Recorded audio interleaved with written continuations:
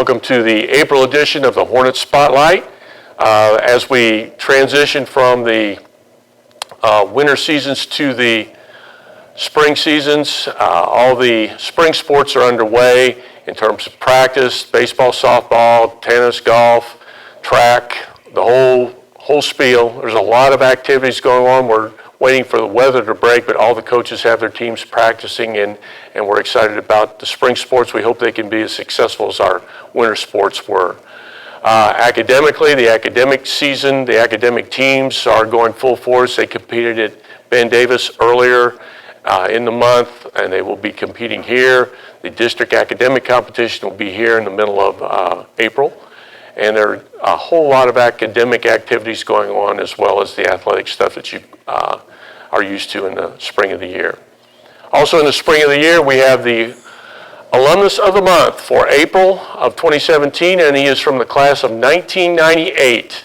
Those of you who follow the wrestling program, and there are a lot of you in this town, would recognize his face. If we can see under that hat, we have Stephen Bradley, three-time state champion, graduated again of class of 98, and our Renaissance Committee saw fit to introduce Stephen as the newest member of our Alumni Hall of Fame. So congratulations, Stephen. Thank you. Class of 98, you are one of the few that we've had in the Hall of Fame that I have actually been around. You were in school when I was here, so you're a really young pup, even though you told me you don't think you are.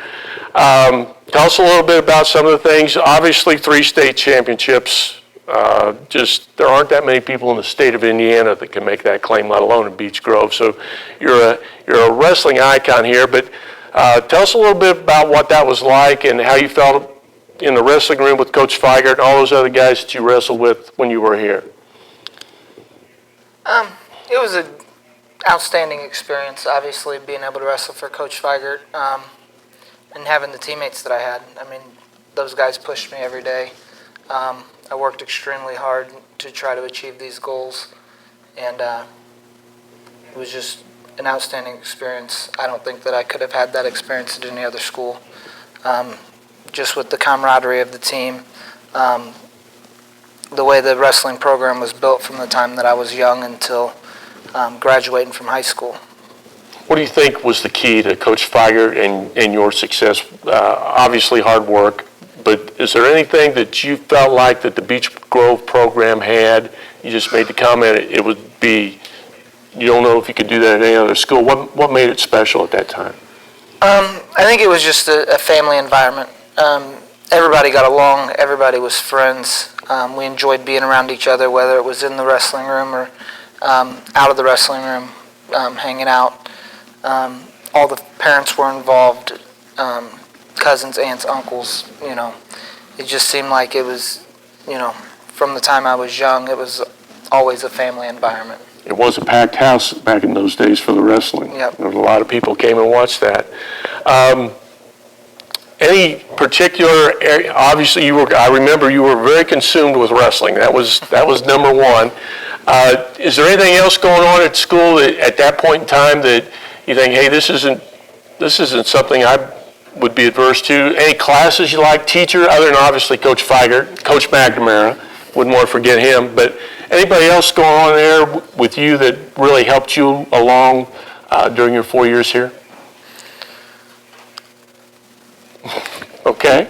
Obviously, my life was consumed with wrestling. I think all the teachers had an impact. They all knew that I was a wrestler, but at the same time, they all wanted me to do well academically. They didn't want me to just get by on just being a wrestler.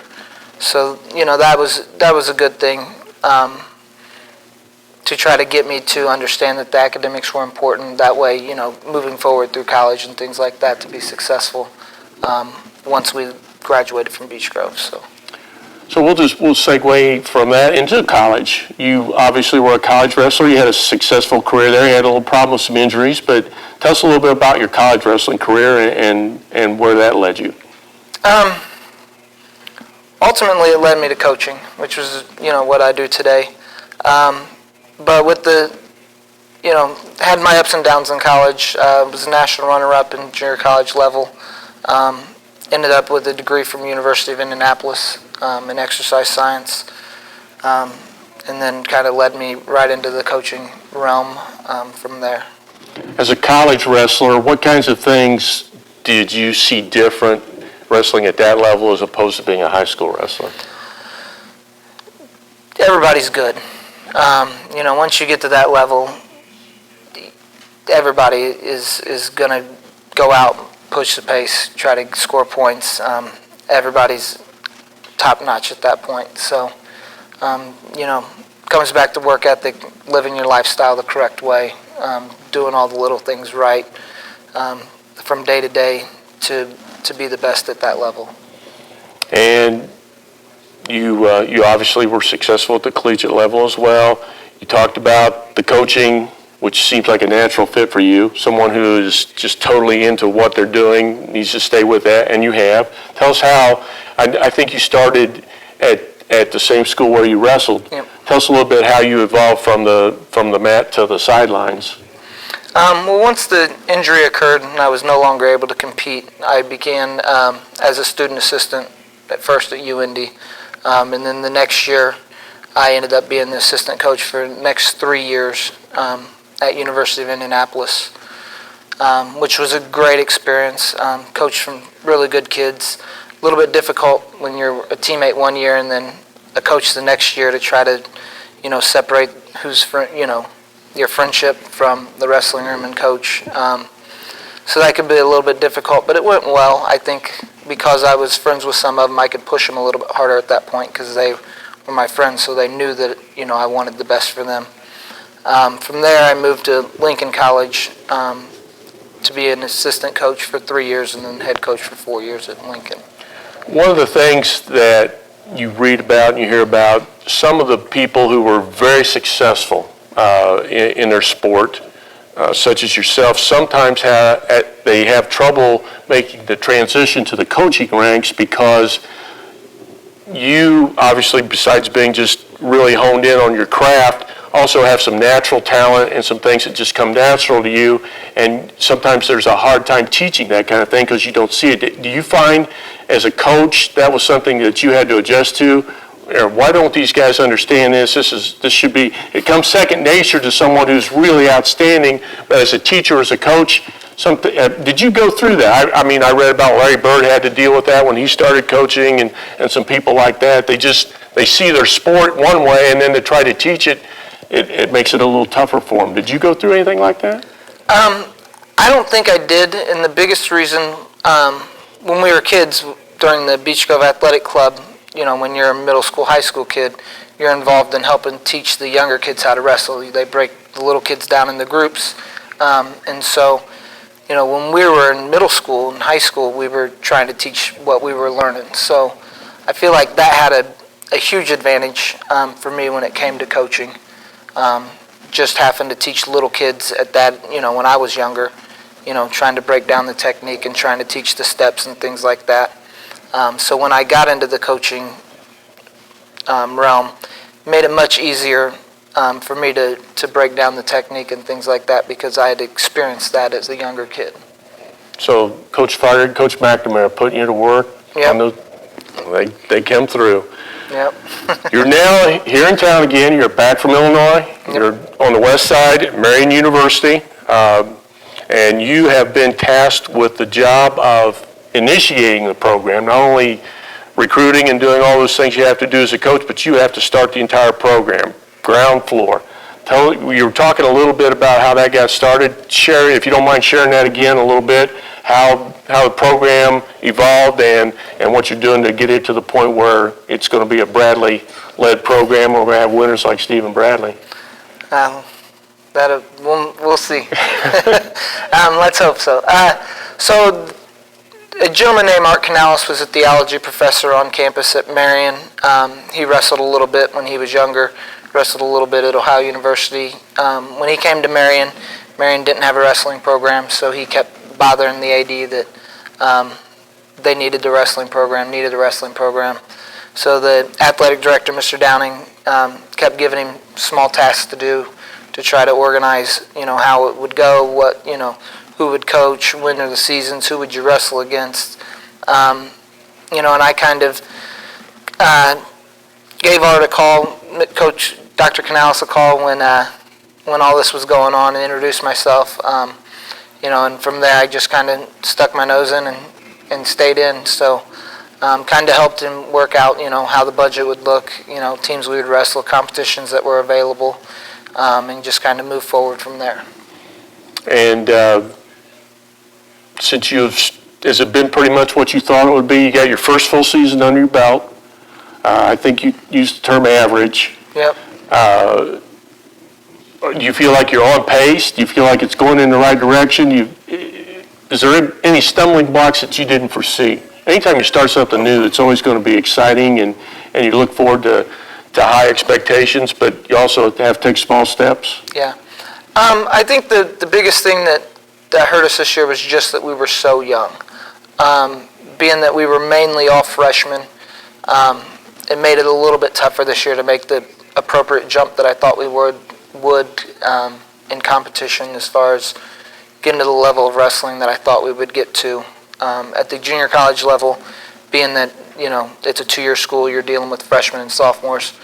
So you have sophomores in the room that have wrestled, 20, 30, 40 matches, and so half your team's sophomore, half of them are freshmen. Well, with this team, we had 4 or 5 transfers that were upperclassmen, and then everybody else was freshmen. And so we didn't quite have that experience in the room that we did at Lincoln, so I didn't really understand that, I don't think, going in. But I think we have a very good base built. I think the guys worked extremely hard, probably day in and day out, probably the hardest working team that I've ever coached. We just didn't quite make that jump that we probably could have. And I think the future looks bright, though. We'll bring in some more good kids this year.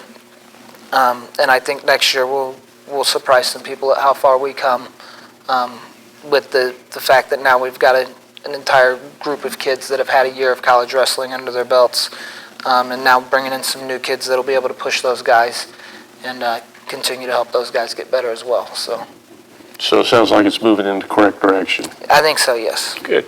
You mentioned earlier on back here when we were wrestling at Beech Grove, the family's involvement and all those kinds of things. Tell us a little bit about your family. I know you've got one going on, and your mom and dad were probably your biggest supporters when you were here.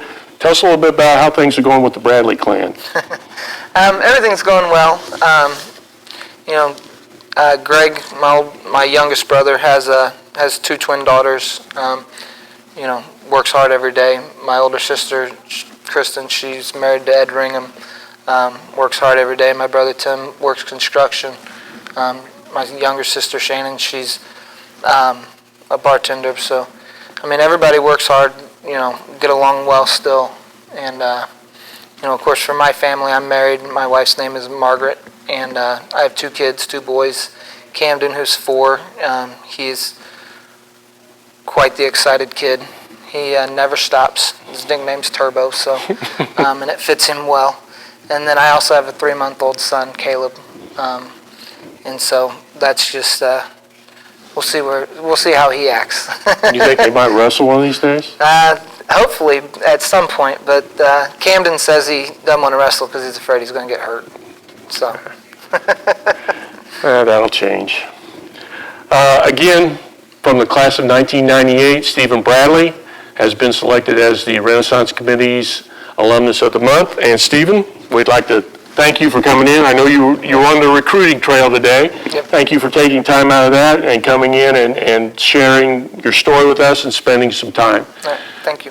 Thank you. Yep. This has been the April edition of the Hornet Spotlight. Be sure to come in, check things out as we finish out the school year. A lot of things will be going on as the spring sports fire up and some of the academic competitions. So again, thank you for watching. We'll see you next month on the Hornet Spotlight.